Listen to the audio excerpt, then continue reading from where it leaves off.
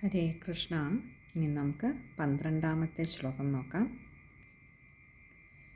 തീർത്ഥേ വാപി വനേ വാപി ഗൃഹേ വാ ശ്രവണം മതം വിശാല വസുധായത്ര കർത്തവ്യം തത്കഥാസ്ഥലം.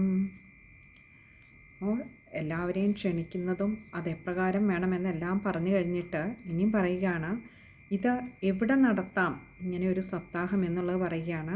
തീർത്ഥേ വാ അപി വനേ വാ അപി ഗൃഹേ വാ, എവിടെ വേണമെങ്കിലും ആകാം. എവിടെയൊക്കെയാ? തീർത്ഥേ, പ്രസിദ്ധമായ തീർത്ഥസ്ഥലങ്ങളിൽ, പുഷ്കരം തുടങ്ങിയായിട്ടുള്ള പ്രസിദ്ധമായ തീർത്ഥസ്ഥലങ്ങളിലാവാം. ഇനി അതുമല്ലയോ, വനേ വാ അപി, ഇവിടെ വനം എന്നുദ്ദേശിച്ച വൃന്ദാവനം, വനേവ എന്ന് പറഞ്ഞിരിക്കുന്നത് വൃന്ദാവനത്തിൽ തുടങ്ങിയ പ്രസിദ്ധമായ കാടുകളിലാണ്.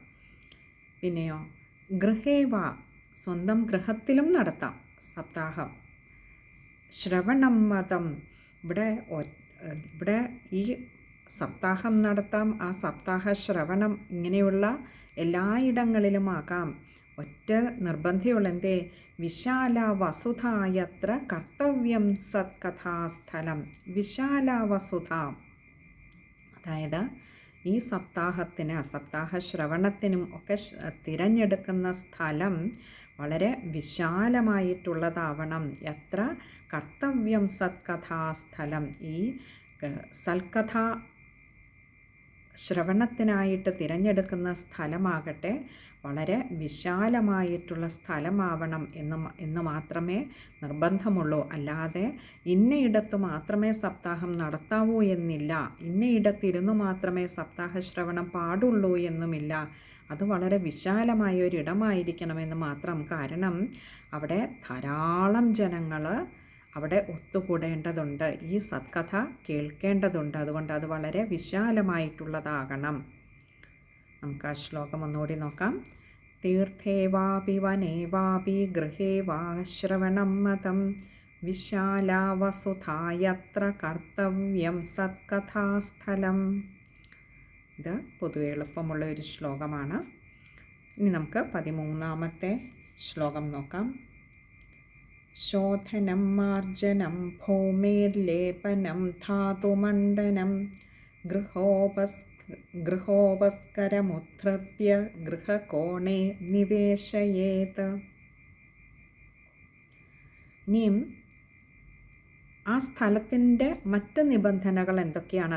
നമ്മളൊരു സ്ഥലം എവിടെയാകാമെന്ന് പറഞ്ഞു. ഇനി ആ സ്ഥലത്തിൻ്റെ നിബന്ധനകൾ പറഞ്ഞു തുടങ്ങിയിരുന്നു. ഒന്ന് വിശാലമായിരിക്കണം. പിന്നെയോ ശോധനം മാർജനം ഭൂമിർ ലേപനം ധാതുമണ്ഡനം. ആ സ്ഥലം ശോധനം, വേണ്ട വിധത്തിൽ ശോധന ചെയ്യണം എന്ന് പറഞ്ഞാൽ ശുദ്ധീകരിച്ചിരിക്കണം. പിന്നെയോ മാർജനം, ഇപ്പം ശുദ്ധീകരണം എന്ന് പറയുമ്പോൾ പഞ്ചഗവ്യാദികൾ കൊണ്ട് തന്നെ ശുദ്ധി വരുത്തണം. പിന്നെയോ മാർജനം ഭൂമിയിൽ ലേപനം ധാതുമണ്ഡനം, അതായത് മാർജനം എന്ന് പറഞ്ഞാൽ നമ്മൾക്കറിയാം, നമ്മൾ പണ്ടൊക്കെ ഗോമയം തേച്ച്, അതായത് ചാണകമൊക്കെ തേച്ച് അവിടമൊക്കെ ശുദ്ധീകരിക്കാറുണ്ട്. അങ്ങനെ പിന്നെയോ ഭൂമിയിൽ ലേപനം, ആ ഭൂമിയിൽ കോലമിട്ട് അലങ്കരിക്കണം. അതായത് സാക്ഷാൽ ഐശ്വര്യ ദേവത തന്നെ, ലക്ഷ്മി ദേവി തന്നെ അവിടെ കുടിയിരിക്കണം. ഭഗവാന്റെ ആ ഒരു കഥ കേൾക്കുന്നതിന് സാക്ഷിയായിട്ട്, അതായത് ഐശ്വര്യം തുളുമ്പി നിൽക്കുന്ന ഒരു സ്ഥലമാകണം. പിന്നെയോ ധാതുമണ്ഡനം, അതായത് അവിടെ ഇപ്പറഞ്ഞ, അതായത് ഗൃഹത്തിലുള്ള കട്ടിൽ, പീഠം, അമ്മിക്കല്ല് തുടങ്ങിയ സാധനങ്ങളൊന്നും അവിടെ ഉണ്ടായിരിക്കരുത് എന്നുള്ള, അതായത് ഗൃഹോപസ്കരമുദ്ധൃത്യ, അങ്ങനെയുള്ള ഗൃഹത്തിലുള്ള എല്ലാ സാധനങ്ങളും ഇത്യാദികളായിട്ടുള്ള സാധനങ്ങളൊക്കെ അവിടെ നിന്നും മാറ്റിയിരിക്കണം. ഗൃഹകോണേ നിവേശയേത്, അതൊക്കെ എങ്ങോട്ടാണ് നീക്കം ചെയ്യേണ്ടതെന്ന് വെച്ചാൽ ഗൃഹകോണേ, ഗൃഹത്തിൻ്റെ ഒരു മൂലയിലേക്ക് മാറ്റി അതെല്ലാം നിവേശയേതെന്ന് പറഞ്ഞാൽ അവിടെ മാറ്റിവെക്കണം എന്നർത്ഥം. അപ്പോൾ കോലമിട്ട് അലങ്കരിക്കണം, പഞ്ചഗവ്യാദികൾ കൊണ്ട് ശുദ്ധി വരുത്തണം, അതുപോലെ ഗോമയം കൊണ്ട്, അതായത് ചാണകം തുടങ്ങിയിട്ടുള്ള വസ്തുക്കൾ കൊണ്ട് ഭൂമി ശുദ്ധീകരിക്കണം, ഗൃഹം ശുദ്ധീകരിക്കണം, വിശാലമായിട്ടുള്ളവയാവണം. ഗൃഹത്തിൽ നിന്ന് മാറ്റേണ്ടതായ സാധനങ്ങൾ, ഗൃഹോപസ്കരം ഉദ്ധൃത്യ, ഗൃഹത്തിലെ ചില ഉപകരണങ്ങളൊക്കെ അത് മാറ്റി ഒരു മൂലയിലാക്കി ഗൃഹകോണേ നിവേശയേത് വെച്ചിരിക്കണം. നമുക്ക് ആ ശ്ലോകം ഒന്നുകൂടി നോക്കാം. ശോധനം മാർജനം ഭൂമിർലേപനം ധാതുമണ്ഡനം ഗൃഹോപസ്കരമുദ്ധൃത്യ ഗൃഹകോണേ നിവേശയേത്. ശ്ലോകം വായിക്കുമ്പോൾ ശ്രദ്ധിക്കേണ്ട കാര്യം, ഭൂമിർലേപനം ലാ കൂട്ടക്ഷരമാണ്. അതേപോലെ ഗൃഹോപസ്കരമുദ്ധൃത്യ, ഗൃഹോപസ്കരം ഉദ്ധൃത്യാണ്, അവിടെ നിന്നും എടുത്ത് ഗൃഹകോണേ നിവേശയത്. അപ്പോൾ അവിടെ മായുടെ ഉകാരം ഗൃഹോപസ്കരം ഉദ്ധൃത്യ. പിന്നെ അടുത്തതിനും 14ാമത്തെ ശ്ലോകമാണ്. അർവാക് പഞ്ചാഹതോ യത്നാദാസ്തീർണാനി പ്രമേളയേത് കർത്തവ്യോ മണ്ഡപഃ പ്രോച്ചൈ കദളീഖണ്ഡമണ്ഡിതഃ. ഇനി അടുത്ത പറയാണ് അർവാക് പഞ്ചാഹതോ, അതായത് 4-5 ദിവസം മുൻപ് തന്നെ യത്നാദാസ്തരാണി പ്രമേളയേത്, യത്നാത് ആ യത്നത്തിന് വേണ്ടതായിട്ടുള്ള അവിടെ വരുന്നവർക്കായിട്ട് ആസ്തരാണി പ്രമേളയേത് അവർക്ക് ഇരിക്കുവാനുള്ള ഇരിപ്പിടങ്ങളൊക്കെ, അതായത് പായ മുതലായിട്ടുള്ളവയൊക്കെ തന്നെയും ശേഖരിച്ചു വെക്കണം. പ്രമേളയേത് എന്ന് പറഞ്ഞാൽ അതെല്ലാം കൂട്ടി അവിടെ ഒരുക്കി തയ്യാറാക്കി വയ്ക്കണം.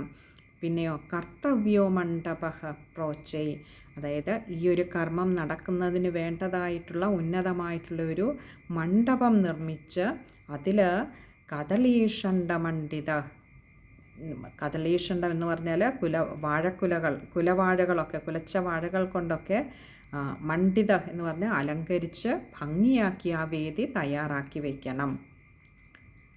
ആ ശ്ലോകം ഒന്നുകൂടി നോക്കാം. അർവാക് പഞ്ചാഹതോ യത്നാദാസ്തരാണി പ്രമേളയേത് കർത്തവ്യോ മണ്ഡപഃ പ്രോച്ചൈ കദളീഷണ്ഡമണ്ഡിത. ഇവിടെ ശ്ലോകം വായിക്കുമ്പോൾ ശ്രദ്ധിക്കേണ്ട കാര്യങ്ങൾ, മണ്ഡപഃ പ്രോച്ചൈ കദളീഷണ്ഡമണ്ഡിത, ഇവിടെയെല്ലാം വിസർഗമുണ്ട്, പകുതി ഹകാരത്തിൽ വായിക്കുക. ഇനി അടുത്തത് 15ാമത്തെ ശ്ലോകമാണ്. ഫലപുഷ്പദളൈർവിശ്വവിധാനേന വിരാജിത ചതുർദിക്ഷു ധ്വജാരോപോ ബഹുസമ്പദ്വിരാജിത.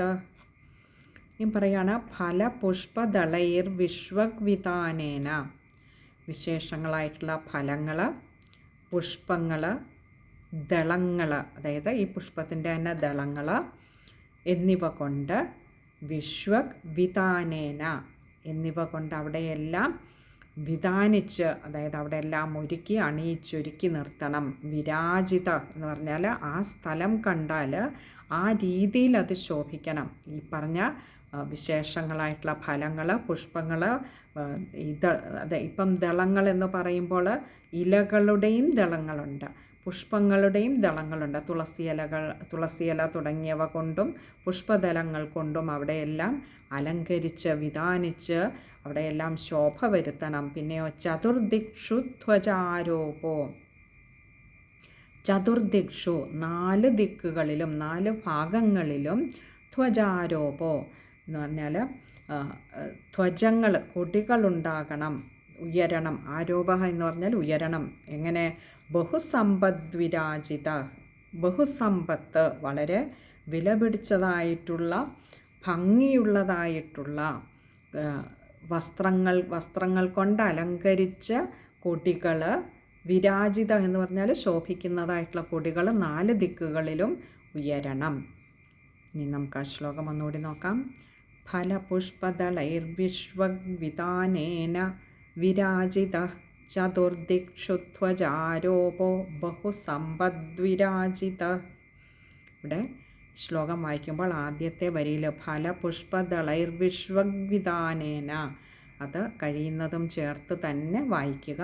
പിന്നെ അടുത്ത വിരാജിത ബഹുസമ്പദ്വിരാജിത, 2ഇടത്തും വിസർഗമുണ്ട്, പകുതി ഹകാരത്തിൽ വായിക്കുക. ഇനി അടുത്തത് 16ാമത്തെ ശ്ലോകമാണ്. ഊർധ്വം സപ്തൈവ ലോകാശ്ച കൽപ്പനീയാഃ സവിസ്തരം തേഷു വിപ്രാവിരക്താശ്ച സ്ഥാപനീയാഃ പ്രബോധ്യ ച. ഇനി അടുത്തതായിട്ട് പറയുന്നത്, ഇനിയും ഭൂമിയിലെ അവിടെ ആ സപ്താഹം നടക്കുന്ന വേദിയുടെ 4 വശവും വിലപിടിപ്പുള്ള വസ്ത്രങ്ങൾ കൊണ്ടുള്ള തോരണങ്ങളും കൊടികളുമൊക്കെ ഉയരണമെന്ന് പറഞ്ഞു. ഇനിയും ആ ഭൂമിയിൽ തന്നെ ഊർധ്വം, ഏറ്റവും ഊർധ്വഭാഗത്തിൽ, ഏറ്റവും ഉയർന്ന ഭാഗത്തിലായിട്ട് മുൻപിൽ സപ്തൈവ ലോകാശ്ച കൽപ്പനീയ, സപ്തലോകങ്ങളുടെയും 7 ലോകങ്ങളെയും കൽപ്പിച്ചുകൊണ്ട് അതിൻ്റെ ഊർധ്വഭാഗത്തിലായിട്ട്, ആ സ്ഥലത്തിൻ്റെ ഊർധ്വഭാഗത്തിൽ 7 ലോകങ്ങളെയും കൽപ്പിക്കണം. അതിന് അഭിമുഖമായിട്ട് ആ വായിക്കുന്ന ആളിന് സുവിസ്തരം തേഷു വിപ്രാവിരക്താശ്ച സ്ഥാപനീയ, തേഷു വിപ്ര, ആ വിപ്രന്, ആ ബ്രാഹ്മണന്, ഏത് ബ്രാഹ്മണനാണ് അല്ലെങ്കിൽ വായിക്കുന്ന ആ ശ്രേഷ്ഠനായിട്ടുള്ള വ്യക്തിക്ക്, ആ മഹാന് ഇരിക്കാനായിട്ട് സ്ഥാപനീയ, ആ ശ്രേഷ്ഠ വ്യക്തിക്ക് ഇരിക്കുന്നതിനായിട്ടുള്ള ഇരിപ്പിടം അതിന് നേരെ അഭിമുഖമാക്കി തന്നെ ഒരുക്കണം. അത് പ്രബോധ്യച്ച, അത് എന്തിനാണെന്ന് വെച്ചാൽ ഈ 7 ലോകങ്ങളും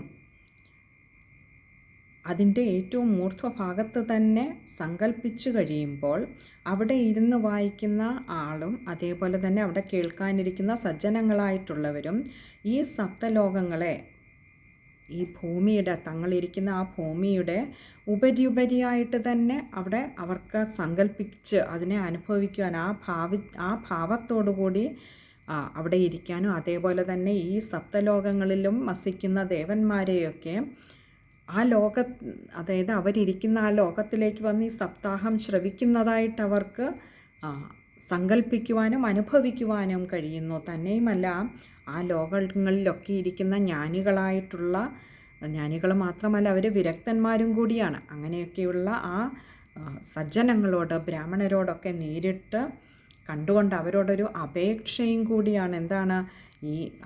ഇങ്ങനെയുള്ള ഒരു സത്സംഗം ഇവിടെ നടക്കുന്നിടത്ത് നിങ്ങളൊക്കെ ഞങ്ങളെ അനുഗ്രഹിക്കുവാനായി വന്നിരിക്കണമേ എന്ന് പ്രാർത്ഥിച്ചുകൊണ്ടുകൂടിയാണ് ഇങ്ങനെയുള്ള സത്സംഗങ്ങളൊക്കെ നടത്താറുള്ളത്. അപ്പോൾ ഇതൊക്കെയാണ് ആ ഭൂമിയിൽ ചെയ്യേണ്ടതായിട്ടുള്ള അടുത്ത കർമ്മങ്ങൾ. ഊർധ്വഭാഗത്ത് സപ്തലോകങ്ങളെയും സങ്കല്പിച്ചുകൊണ്ട് അവരെ അവിടുത്തെയൊക്കെ സജ്ജനങ്ങൾ മുൻപിൽ ഇരിക്കുന്നതായി സങ്കല്പിച്ച് അവരോട് അപേക്ഷിച്ചുകൊണ്ട് വേണം അവരൊക്കെ ഇവിടെ വന്ന് സന്നിഹിതരായി ഈ സത്സംഗത്തെ അനുഗ്രഹിക്കണമെന്ന്, അവരുടെ സാന്നിധ്യം കൊണ്ട് അനുഗ്രഹിക്കണമെന്ന് പ്രാർത്ഥിച്ചുകൊണ്ട് വേണം ഇതുപോലെയുള്ള സത്സംഗങ്ങൾ നടത്തുവാൻ. ഇനി നമുക്ക് ആ ശ്ലോകം ഒന്നുകൂടി നോക്കാം. ഊർധ്വം സപ്തൈവ ലോകാശ്ച കൽപ്പനീയാ സവിസ്തരം തേഷു വിപ്രാവിരക്താശ്ച സ്ഥാപനീയാ പ്രബോധ്യച. ശ്ലോകം വായിക്കുമ്പോൾ ശ്രദ്ധിക്കേണ്ട കാര്യം, കൽപ്പനീയ, സ്ഥാപനീയ, രണ്ടിടത്തും ദീർഘവും വിസർഗവുമുണ്ട്. അപ്പോൾ പകുതി ഹകാരത്തിലും അതുപോലെ ആകാരം നീട്ടിയെടുത്തും വായിക്കാൻ ശ്രദ്ധിക്കുക. ഇനി അടുത്തത് 17ാമത്തെ ശ്ലോകമാണ്. പൂർവം തേഷാമാസനാനി കർത്തവ്യാനി യഥോത്തരം വക്തുശ്ചാപി തഥാ ദിവ്യമാസനം പരികൽപ്പയേത്. അപ്പോൾ ഈ സപ്തലോകങ്ങളിലുള്ള സജ്ജനങ്ങളായിട്ടുള്ള ജ്ഞാനികളായിട്ടുള്ള വിരക്തന്മാർക്ക് ഇരിപ്പിടം കൊടുത്തു കഴിഞ്ഞാൽ അടുത്തതായിട്ട് പൂർവം തേഷാം ആസനാനി, അടുത്തതായിട്ട് ഏറ്റവും മുൻപിൽ, പൂർവം എന്ന് പറഞ്ഞാൽ ഏറ്റവും ആദ്യം, ഏറ്റവും മുൻപിൽ, തേഷാം ആസനാനി കർത്തവ്യാനി യഥോത്തരം, തേഷാം അവർക്ക് ആസനാനി ഇരിപ്പിടങ്ങളൊക്കെ കൊടുക്കുക എന്നുള്ളതാണ് അടുത്ത ഒരു കർത്തവ്യം. അവിടെ വരുന്നവരായിട്ടുള്ള ഏറ്റവും സുപ്രസിദ്ധരായിട്ടുള്ള അതുപോലെ ജ്ഞാനികളായിട്ടുള്ള ശ്രേഷ്ഠരായിട്ടുള്ളവർക്ക് ഏറ്റവും ആദ്യം ആസനമൊരുക്കണം, അതായത് ഇരിപ്പിടമൊരുക്കണം. പിന്നെയോ യഥോത്തരം, അതിനുശേഷം വക്തുശ്ചാപി തഥാ ദിവ്യമാസനം പരികൽപ്പയേത്, അവരുടെ മുൻപിലായിട്ട് വക്തുശ്ചാപി, അവിടെ പറയുന്നതായിട്ടുള്ള, ഈ ഭാഗവത കഥ പറയുന്നതായിട്ടുള്ള ആ മഹത് വ്യക്തിക്ക് ദിവ്യം ആസനം പരികൽപ്പയേത്, അവർക്കും ദിവ്യമായിട്ടുള്ള ശ്രേഷ്ഠമായിട്ടുള്ള ഒരു ആസനം അല്ലെങ്കിൽ ഒരു ഇരിപ്പിടം അവർ ഏറ്റവും മുൻപിൽ തന്നെ ഒരുക്കേണ്ടതുണ്ട്. അപ്പോൾ ഭൂമിയുടെ കാര്യം പറഞ്ഞു, ഓരോരുത്തർക്കും എപ്രകാരമാണ് ആസനങ്ങൾ ഇരിപ്പിടങ്ങൾ ഒരുക്കേണ്ടതെന്നും ഇപ്പോൾ പറഞ്ഞു തന്നു. ഇനി ആ ശ്ലോകം ഒന്നുകൂടി നോക്കാം. പൂർവം തേഷാമാസനാനി കർത്തവ്യാനി യഥോത്തരം വക്തുശ്ചാപി തഥാ ദിവ്യമാസനം പരികൽപ്പയേത്. ശ്ലോകം വായിക്കുമ്പോൾ ശ്രദ്ധിക്കേണ്ട കാര്യം, തേഷാം ആസനാനിയാണ്, തേഷാമാസനാനി, അവിടെ ആകാരം ശ്രദ്ധിക്കുക. അതുപോലെ ദിവ്യമാസനം, ദിവ്യം ആസനമാണ്, അവിടെയും ആകാരം ശ്രദ്ധിക്കുക. ഇനി അടുത്തത് 18ാമത്തെ ശ്ലോകമാണ്. ശ്ലോകം നമുക്ക് അടുത്ത സത്സംഗത്തിൽ കാണാമെന്ന് കരുതുന്നു. ഹരേ കൃഷ്ണ.